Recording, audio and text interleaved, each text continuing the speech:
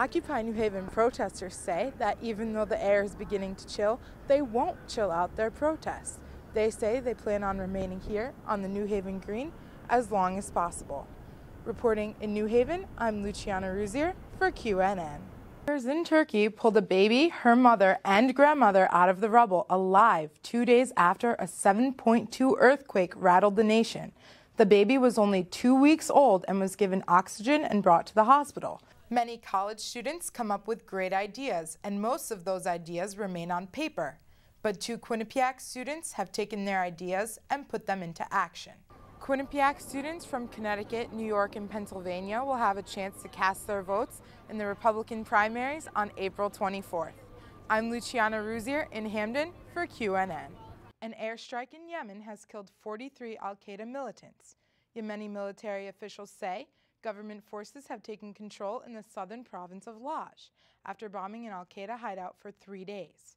This afternoon, Rosen apologized for her comment. Mitt Romney has been campaigning in Connecticut.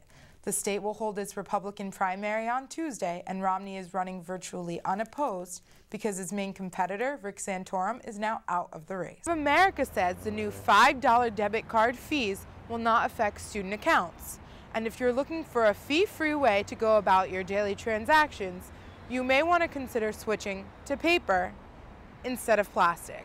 This is Luciana Ruzier reporting for Q30 News. Protesters have occupied the New Haven Green peacefully for over a month, but are now facing controversy over flying the American flag upside down. Many are calling them un-American, but Occupy members say the gesture is a sign of distress. By flying the flag upside down, they're showing their non-appreciation for this country. Flying an American flag upside down.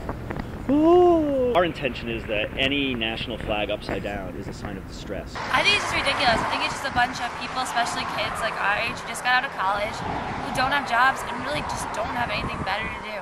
Occupy members come from all walks of life. You know, we have people here that are veterans, we have people here that are Yale students. Instead of staying in their dorms, they're staying here. And are in distress because members of the public and government are not focused on the things they should be. I want to see the money taken out of politics. Like, seriously, I want to see the war ended and all that money for the war going towards, let's say, the war on hunger or the war on technology. You know, focusing on schools and things like and healthcare when instead of them controlling everything. American families who are insured through their jobs are now paying an average of $19,393 a year for health insurance. This is up 7% from 2010, according to the 2011 Milliman Medical Index. People have been kept in the shadows, and we've been told this lie that everything's great and, everybody's wonderful except the lazy people. Occupy is about becoming visible. Occupy New Haven protesters say that even though the air is beginning to chill, they won't chill out their protest. They say they plan on remaining here on the New Haven Green as long as possible. Reporting in New Haven, I'm Luciana Ruzier for QNN. I hope we'll carry on forever, but let's get through the winter. But we're going to make it, We're going to make it. I'll be here as long as I have to be here until something gets done. I'm willing to stay out here for the rest of my life if I have to. In New Haven, I'm Luciana Ruzier reporting for Q30 News. If you have $5 in the bank and that goes to your debit card, then you have nothing in the bank. Bank of America is the nation's largest bank, and it has just announced that it will begin instating a $5 fee for debit card usage. The fee will begin starting in January of 2012. But they are not alone. Several banks across the nation are beginning to charge their customers for debit service. Though $5 a month may not seem like a lot, some local residents say this is not the right time to charge customers more money. Tough times, economic times, it's not a good time to do that. You're taking money away from the people, so. And to suddenly out of nowhere say, well, we need more money. I mean, they're a bank. They're the biggest bank in America.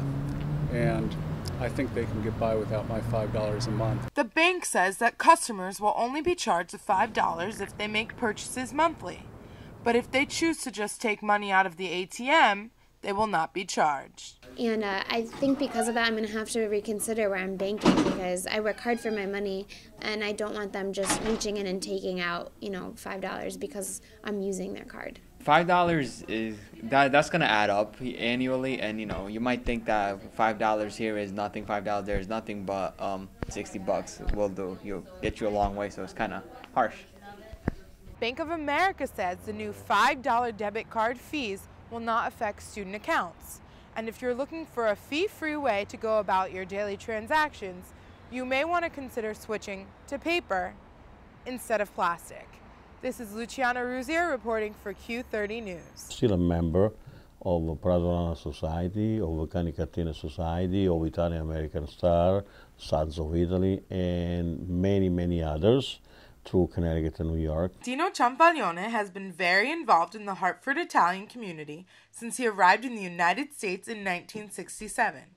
He is now the president of the Comites, which is the Council of Italians Living Abroad that works with the Italian government. What we do a simple thing. We represent Italians with the government. In other words, where they need and where the necessity are in their life or discrimination type thing, we get involved. This is WRYM Radio, 840 AM on your radio dial from New Britain, Hartford, Springfield, New Haven. Siete all'ascolto del vostro programma preferito, Radio Italia con Marcella e Quintino. Though involved with government and social clubs, Ciampaglione has also broadcasted his Radio Italia radio program for over 40 years.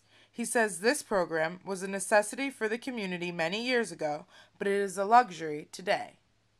I came to Hartford, Connecticut. There was a very, very big Italian population, and they could not communicate to each other. Then it was not like today. You could go on a computer and listen to Italian music.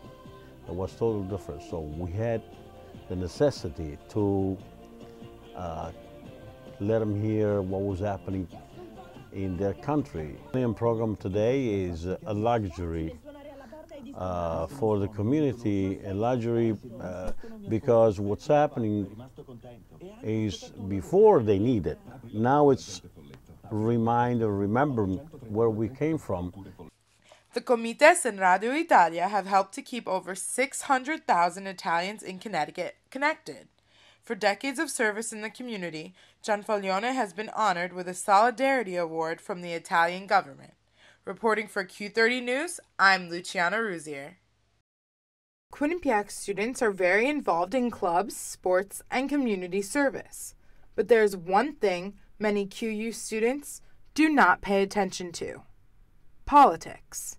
I really don't care. No one really cares. It's people really don't know what's going on. Most of the students here don't even know who half the candidates are or who's still in the election at all.